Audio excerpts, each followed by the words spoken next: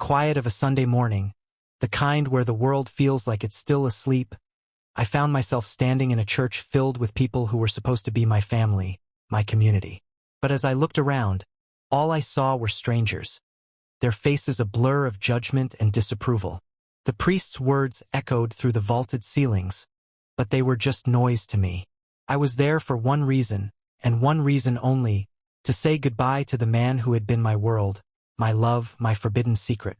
The coffin at the front of the church held the body of Father Michael, a man who was supposed to be a beacon of faith and guidance for this community. But to me, he was just Mike, the man who had held me in his arms, who had whispered words of love and promise in the quiet of his small apartment behind the church. We were forbidden, our love a secret that could have torn apart the very fabric of this community. But it was a love that was irresistible, a force that neither of us could deny. As I stood there, the memories of our stolen moments flooded back. The first time he had kissed me, his lips trembling with a mix of fear and desire. The nights we had spent talking, our voices low, our hearts open, sharing dreams and fears that we couldn't share with anyone else. The way he had looked at me, his eyes filled with a love that was so pure, so true, that it made everything else fade away. But now he was gone, taken from me in a cruel twist of fate.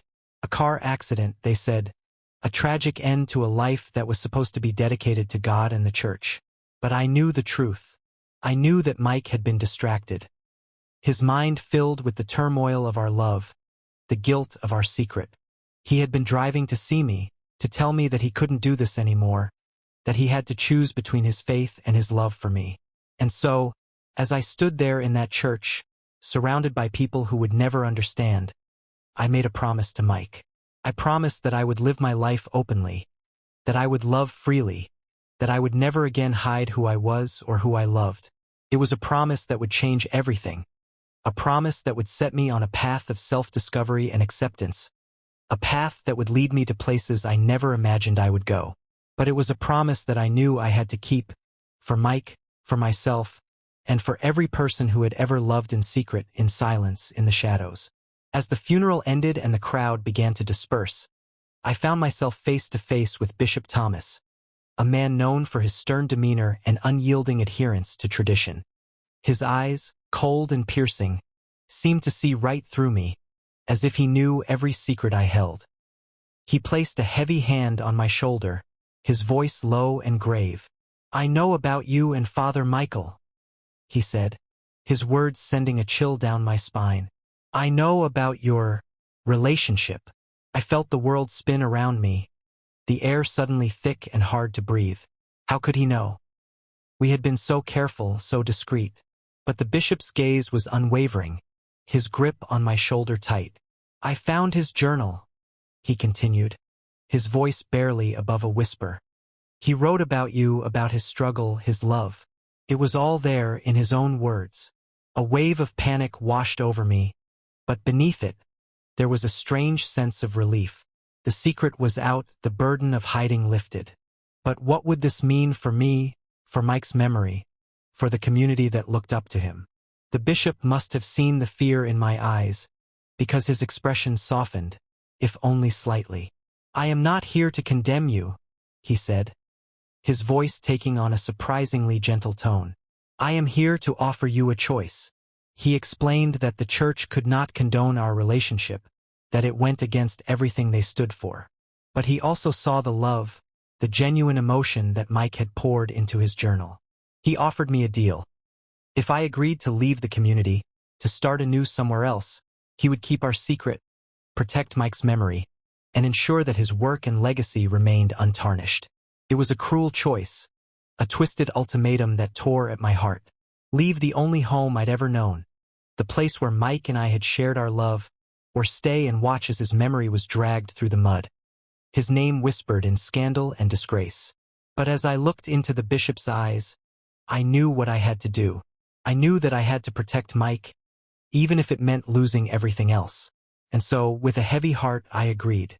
I would leave, start over, and carry the love that Mike and I shared like a secret flame, burning bright and true in the darkness. The days that followed were a blur of packing and hurried goodbyes. I told my family I needed a fresh start, a change of scenery, and they accepted it with a mix of confusion and sadness. The bishop kept his word, and Mike's funeral was remembered as a celebration of his dedication and service to the community. No one knew the truth, no one except me and the bishop. As I drove away from the only home I'd ever known, the weight of my decision settled heavily on my shoulders. I was leaving behind not just a place, but a part of myself, a part of my heart. But I also knew that I was carrying something precious with me. The love that Mike and I had shared, the promise I had made to him. I ended up in a small coastal town, a place where the sea met the sky in a dance of blues and grays. It was a world away from the quiet, conservative community I had left behind. Here, people seemed more open, more accepting. I found a job at a local bookstore, a cozy little place filled with the scent of old books and fresh coffee. The owner, a kind woman named Maria, took me under her wing, offering me not just a job, but a sense of belonging. One day, as I was shelving books, I noticed a customer lingering in the poetry section. He was tall, with dark hair and eyes that held a familiar warmth. There was something about him that reminded me of Mike, a quiet strength, a gentle kindness. He introduced himself as Alex, a local artist who had moved to the town a few years back. We talked about books, about art, about the beauty of the sea. And for the first time since Mike's death, I felt a spark of connection, a glimmer of hope. But as quickly as that hope had come, it was dashed by a sudden realization. Alex was wearing a small silver cross around his neck, a symbol of faith that sent a shiver down my spine. It was a reminder of the world I had left behind, of the love that had been forbidden, of the pain that still lingered in my heart. I excused myself, retreating to the back of the store, my mind racing. Could I ever love again, knowing the cost, the pain, the sacrifice? Could I ever trust someone with my heart, my secrets, my truth? The questions haunted me, but as I looked out at the sea, I knew that I had to find the answers, for myself, for Mike, and for the love that still burned within me. Days turned into weeks and weeks into months. Alex became a regular at the bookstore, and despite my initial reservations, I found myself drawn to him. He was patient, understanding, and there was a depth to him that I couldn't ignore. He never pushed, never pried, just offered a quiet, steady presence that was impossible to resist. One evening, after a long day at the store, Alex invited me to his studio, a small space filled with canvases, paints, and the scent of creativity. As I looked around at his art, I was struck by the emotion in each piece. There was pain, joy, longing, and love, all poured out onto the canvas in a riot of color and form. It was as if he had taken the secrets of his heart and laid them bare for the world to see. As we talked, I found myself opening up to him, sharing pieces of my past, my journey, my heartache. I told him about Mike, about our love, about the choice I had made to leave everything behind. Alex listened, his eyes never leaving mine, his expression one of understanding and acceptance. And then he shared his own story. He told me about growing up in a strict religious household, about the expectations placed on him, about the struggle to reconcile his faith with his identity. He told me about the first time he had fallen in love with a boy from his church, about the fear, the secrecy, the eventual heartbreak. And he told me about his journey to this town, to a place where he could be true to himself, true to his art, true to his heart. As we sat there, surrounded by the echoes of our pasts, I felt a connection that was deeper than anything I had ever known. Alex understood my pain, my struggle, my journey, and I understood his. In that moment, I knew that I was falling in love again, falling into something that was as beautiful as it was terrifying. But even as I embraced this new love, I couldn't shake the feeling of unease. The silver cross around Alex's neck was a constant reminder of the world I had left behind, of the love that had been forbidden, of the pain that still lingered. Could I trust him with my heart, with my truth?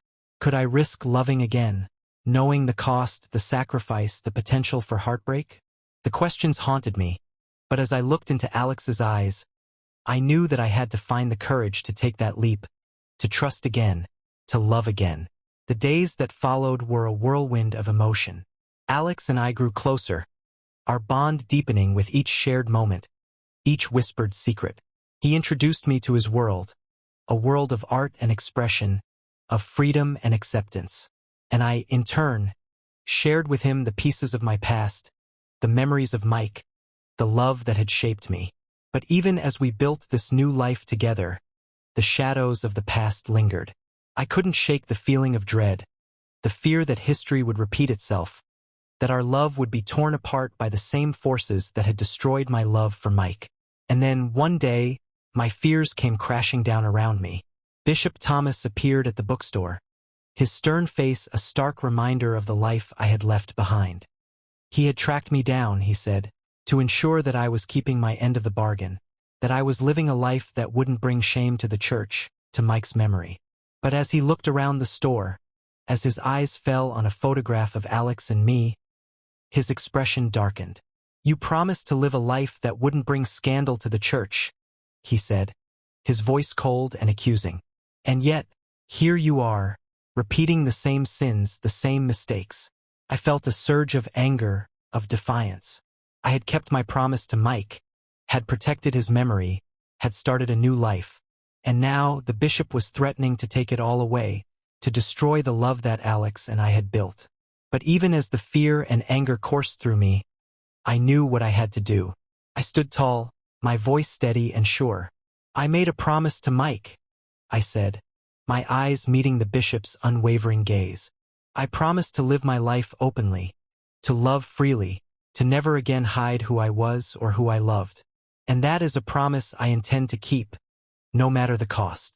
The bishop's eyes widened in surprise, and for a moment he was silent. And then, to my astonishment, he nodded, his expression softening. "Perhaps I was wrong," he said, his voice thoughtful. "Perhaps love, true love, is never a sin. Perhaps it is the greatest gift of all." And with that, he turned and left, leaving me standing there, surrounded by the echoes of the past, the promises of the future. As I looked out at the sea, at the endless dance of blues and grays, I knew that I had found my truth, my courage, my love. And I knew that, no matter what the future held, I would face it with an open heart, a steadfast spirit, and a love that was irresistible, unbreakable, and forever free.